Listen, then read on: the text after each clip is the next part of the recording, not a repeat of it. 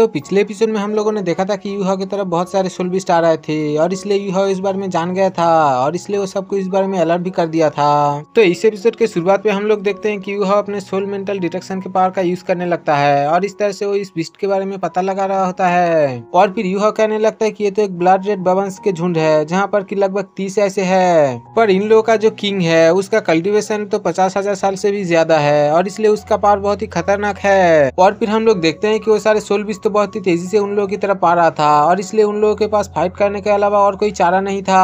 और फिर टीचर काई उन लोगों को फाइट करने के लिए रेडी हो जाने के लिए कह देता है, जिसके बाद कि हम लोग देखते हैं कि वो सब फाइट करने के लिए तैयार हो गया था। जिसके बाद कि हम लोग देखते हैं कि वो सब तो अपने अपने पावर को एक्टिवेट कर लिया था और फिर वो झुंड आने के साथ ही साथ वो लोग अटैक करना शुरू कर दिया था।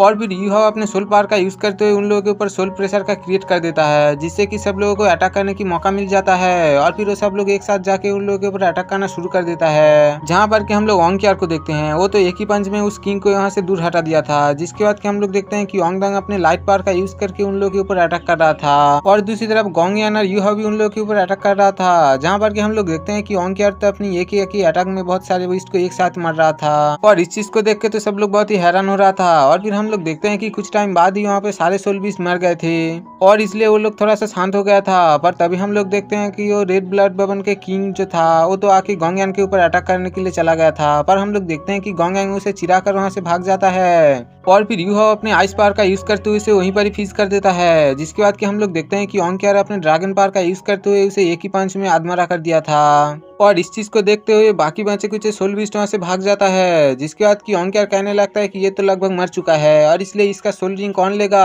और फिर टीचर काय कहने लगता है कि इसका सोल रिंग यूहा के लिए सुटेबल है और इसलिए यूहा को इसे लेना चाहिए, जहाँ पर कि यूहा कहने लगता है कि ये बीस्ट मेरे लिए सुटेबल नहीं है बल्कि ये तो ओंगडोंग के लिए सुटेबल है और इसलिए मुझे लगता है कि इस सोल रिंग को ओंगडोंग को देना चाहिए। पर तभी ओंगक्यार कहने लगता है कि तुम लोग इस सोल रिंग को मुझे दे दो, क्योंकि ये सोल रिंग तुम में से किसी का भी सुटेबल नहीं है और इसलिए तुम लोग इसे मुझे दे दो। जहाँ पर कि इसके ऐसे बात से तो ओंगडोंग बहुत ही गुस्सा हो जाता है और वो कहने लगता है कि तुम अपने आप को सोचते क्या हो। जहाँ पर कि ओंगक्यार यूहा से कहने लगता है क्या तुम मुझ पर भरोसा करते हो, जहाँ पर कि यूहा कहने लगता है कि मैं तुम पर भरोसा करता हूँ और इसलिए इस सोल रिंग को तुम ले लो। और फिर उसके ऐसे बात सुन के ओंगक्यार उस बीस्ट को मार देता है और वो ओंगडोंग से कहने लगता है कि मैं तुम्हारे लिए एक सुटेबल बीस्ट जरूर ढूंढ कर दूंगा। और फिर अगले सीन में हम लोग देखते हैं कि वो सब लोग तो बॉनफायर के आगे बैठे होता है, जहाँ पर कि ओंगडोंग तो बहुत ही गुस्सा होता है और भी तभी यूहा आके उसके पास बैठ जाता है और उसे कहने लगता है कि वो हमारा पार्टनर है और इसलिए तुम्हें इतना गुस्सा नहीं करना चाहिए। और इस तरह से यूहा उसे शांत कर देता है, जहाँ पर कि हम लोग देखते हैं कि ओंगक्यार तो अपने सोल रिंग को एब्जॉर्ब कर रहा होता है। और फिर इस तरह से सुबह हो जाता है, जहाँ पर कि हम लोग देखते हैं कि ओंगडोंग अभी भी सो रहा होता है और वो आँख खुलकर ही देखता है कि यूहा उसके लिए खाना और पानी ले आया होता है और इसलिए उससे लेने के लिए वो रेडी हो गया था। जहाँ पर कि गाओयान कहने लगता है कि सिंगल होना तो बहुत ही मुश्किल भरा काम है और इसलिए मेरा लाइफ तो बहुत ही बुरा है। और फिर तभी ओंगक्यार भी अपने सोल रिंग के एब्जॉर्ब करने के प्रोसेस को एंड करने वाला होता है, जिसे देख के यूहा बहुत ही हैरान हो गया था और फिर वो कहने लगता है कि ये तो 50,000 साल वाली पुराना सोल रिंग है, पर ओंगक्यार तो इसे 3 घंटे में ही एब्जॉर्ब कर लिया। और फिर ओंगक्यार वहाँ से उठ के सीधा यूहा के पास चला आता है और उससे कहने लगता है कि मैं अब तुम्हें सोल बीस्ट ढूंढने के लिए मदद कर सकता हूँ। और फिर वो यूहा से कहने लगता है कि मुझे इस जंगल के बारे में बहुत कुछ पता है और इसलिए मुझे इसका कोर एरिया और बाहर के एरिया के बारे में बहुत ही अच्छी तरीके से पता है। और फिर ये कहते हुए वो अपने स्पीयर को भी बाहर निकाल लिया था, जिसे देख के कि यूहा कहने लगता है कि ये तो बहुत ही खतरनाक है, मुझे तो नहीं लगता कि ये कोई सोल गाइड टूल है बल्कि ये तो लगता है कि कोई वुडन है और इसका कैपेबिलिटी एक रियल सोल की तरह है। और फिर हम लोग देखते हैं कि वो सब जंगल के कोर एरिया की तरफ जाने के लिए रेडी हो गया था और इसलिए वो लोग वहाँ से भागते हुए उसकी तरफ जा रहा होता है। और फिर हम लोग देखते हैं कि वो लोग अचानक आके एक जगह रुक जाता है, जिसके बाद कि वो लोग एक चट्टान के पीछे छुप जाता है और फिर यूहा अपने माइंड डिटेक्शन पावर का यूज करते हुए आगे देखने की कोशिश करता है। और फिर वो आगे देखते हुए कहने लगता है कि आगे तो 3 इविल सोल मास्टर है जो कि एक पीक को रिफाइन करने की कोशिश कर रहा होता है और इस चीज को देखते हुए टीचर काय कहने लगता है कि हम लोग इसे इग्नोर नहीं कर सकते और इसलिए इसके ऊपर अटैक करने के लिए तैयार हो जाओ। और फिर यूहा और ओंगडोंग को आगे से अटैक करने के लिए भेजता है, जहाँ पर कि वो ओंगक्यार और गोंगयांग को कहने लगता है कि ये लोग यहाँ पर करना क्या चाहते हैं, तुम दोनों इस बारे में पता लगाओ। और फिर हम लोग देखते हैं कि यूहा, ओंगडोंग और गोंगयान ने अपने मास्क को पहन लिया था और वो लोग आगे चलने के लिए रेडी हो गया था।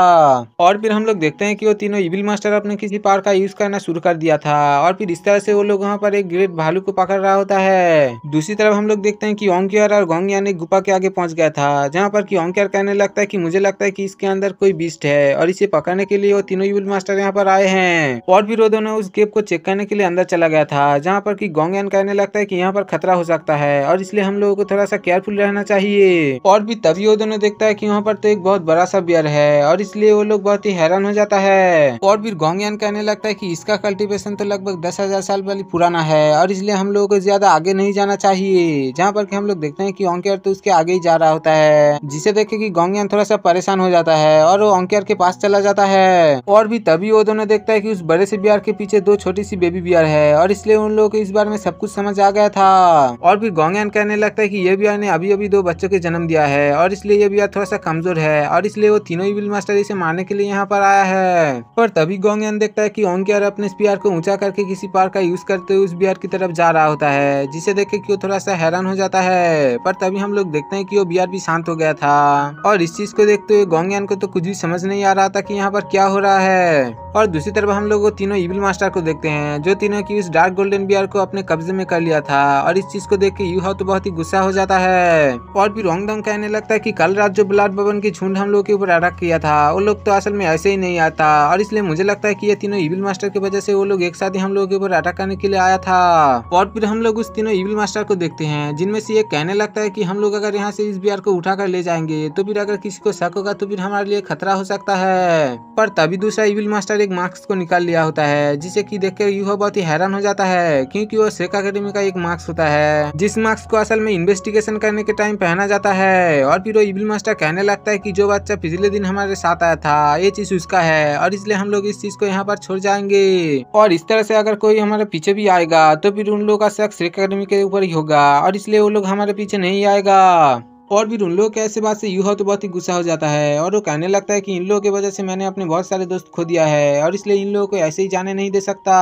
और फिर ये कहते हुए अपने लेवल 9 वाला सोल कैनन को बाहर निकाल लेता है, जिसका यूज करते कि वो उन लोगों के ऊपर अटैक कर देता है। और फिर हम लोग देखते हैं कि उसके ऐसे अटैक से वहाँ पर एक बहुत बड़ा सा ब्लास्ट हुआ था और इसलिए यूहो को ऐसा लग रहा था कि वो तीनों इविल मास्टर इनमें मारा गया। पर तभी हम लोग देखते हैं कि उसके ऐसे अटैक से भी वो तीनों को कुछ भी नहीं हुआ था और वो लोग बिल्कुल ठीक है। और इस चीज को देख के तो यूहो बहुत ही हैरान हो गया था। पर तभी हम लोग देखते हैं कि वो तीनों इविल मास्टर यूहाओ और ओंगडोंग को देख लेता है। और फिर हम लोग देखते हैं कि वो तीनों इविल मास्टर अपने सोल बिस्ट को बाहर निकाल लिया था, जो कि दिखने में बहुत ही खतरनाक और डरावना लग रहा होता है। और फिर वो तीनों इविल मास्टर अपने डार्क गोल्डन बियर का यूज करते हुए यूहाओ की तरफ अटैक करने के लिए भेज देता है, जहाँ पर कि यूहाओ ओंगडोंग को कहने लगता है कि ये बहुत ही खतरनाक हो सकता है और इसलिए तुम यहाँ से थोड़ा सा साइड हट जाओ। पर तभी हम लोग देखते हैं कि वहाँ पर एक दूसरा डार्क गोल्डन बियर आ गया था, जो कि बहुत ही खतरनाक लग रहा था। पर तभी हम लोग देखते हैं कि उसके कंधे पे और कोई नहीं बल्कि ओंकार खड़ा हुआ होता है और इस चीज को देखते हुए वो तीनों इविल मास्टर तो बहुत ही हैरान हो जाता है। और फिर वो तीनों इविल मास्टर अपने बीस्ट की मदद से उस गोल्डन बियर के ऊपर अटैक करना शुरू कर देता है, जहाँ पर कि हम लोग देखते हैं कि वो बीस्ट तो बहुत ही फास्ट होता है और इसलिए गोल्डन बियर इस बारे में कुछ भी नहीं कर पाता और बहुत ही इंजर्ड हो रहा होता है। पर तभी ओंकार भी अपने पावर का यूज करने के लिए तैयार हो गया था और इसलिए बहुत ही आसानी से उस बीस्ट को हरा देता है और फिर वो अपने स्पीयर के मदद से उस बीस्ट के ऊपर अटैक कर देता है, जिससे कि हम लोग देखते हैं कि वो तीनों इविल मास्टर भी बहुत ही इंजर्ड हो गया था। पर फिर भी वो तीनों इविल मास्टर हार मानने वाला में से नहीं था और इसलिए वो लोग फिर से अपने बीस्ट को निकाल के उसके ऊपर अटैक करना शुरू कर देता है। पर ओंकार तो उस बीस्ट का अटैक को बहुत ही आसानी से डॉच कर लेता है, जिसके बाद कि वो अपने स्पीयर का यूज करके उसके साथ फाइट करने लग जाता है। पर हम लोग देखते हैं कि वो इविल मास्टर तो असल में चालाकी का यूज कर रहा होता है और वो लोग पीछे से आके ओंकार के ऊपर अटैक करने के लिए चला जाता है। और फिर उन लोगों के ऐसे अचानक अटैक की वजह से ओंकार के ऊपर वो तीनों इविल मास्टर थोड़ा सा भारी पड़ रहा होता है, पर फिर भी ओंकार बहुत ही आसानी से उन लोगों को डॉच करने की कोशिश कर रहा होता है। और फिर हम लोग देखते हैं कि वो सब एक साथ ही ओंकार के ऊपर अटैक करने के लिए आ जाता है। पर तभी ओंगडोंग और यूहाओ भी वहाँ पर पहुंच जाता है और उन लोगों को रोक लेता है। और फिर यूहाओ अपने मेंटल पावर का यूज करते हुए उन सबको मेंटल शॉक देता है, जिसके बाद कि ओंगडोंग अपने लाइट पावर का यूज करके उन लोगों के ऊपर अटैक कर रहा होता है, जहाँ पर कि हम लोग ओंकार को देखते हैं जो कि अपने स्पीयर का मदद से उन लोगों के ऊपर अटैक कर रहा होता है। और फिर हम लोग देखते हैं कि उन लोगों के ऐसे पावर के सामने वो तीनों इविल मास्टर थोड़ा सा कमजोर पड़ रहा होता है। और फिर इसी के साथ ये एपिसोड यहीं पर ही खत्म हो जाता है। दोस्तों, अगर आपको मेरी एक्सप्लेनेशन अच्छी लगी हो तो चैनल को सब्सक्राइब कीजिए और कमेंट बॉक्स में नेक्स्ट पार्ट लिखना ना भूलिएगा।